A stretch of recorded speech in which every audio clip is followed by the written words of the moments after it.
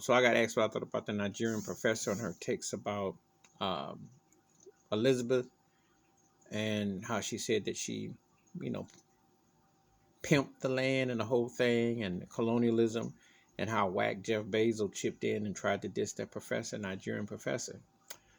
There's truth. It's all true what the Nigerian professor said. I'll say this again. You can mourn the loss of death of such a situation. However, you can't deny the British Empire, how they obtained their wealth, their privilege, their situation. You can't.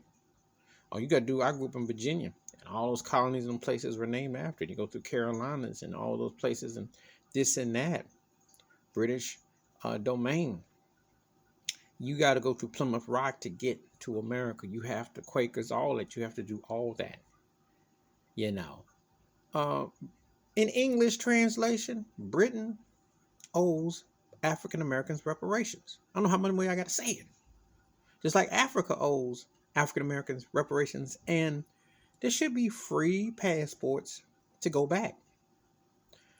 Bloodline is all in Europe, and your bloodline takes you back to Africa. Why should you have to get a passport, pay for documentation when you were already dripped across the pond?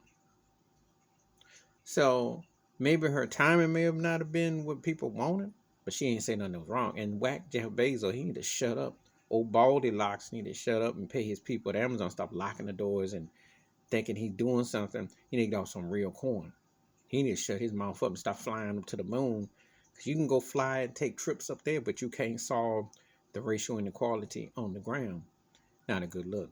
But yeah, America's Day of Reckoning and Britain's Day of Reckoning, when people in denial and they sit there and they salute stuff that is artificial and not real, is coming. Okay? I have ancestry on my ancestry line back in England, but they not going to reach out.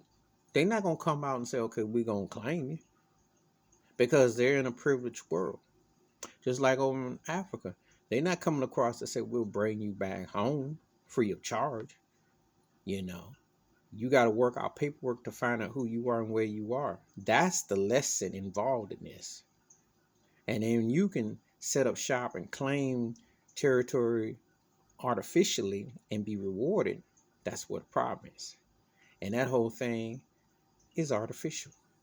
But people have allowed that to seem normal. Man, I told you about mental illness and racism is real. Okay? It is real. And white privilege is real. Black suffering and being denied based on equality and dealing with things is real.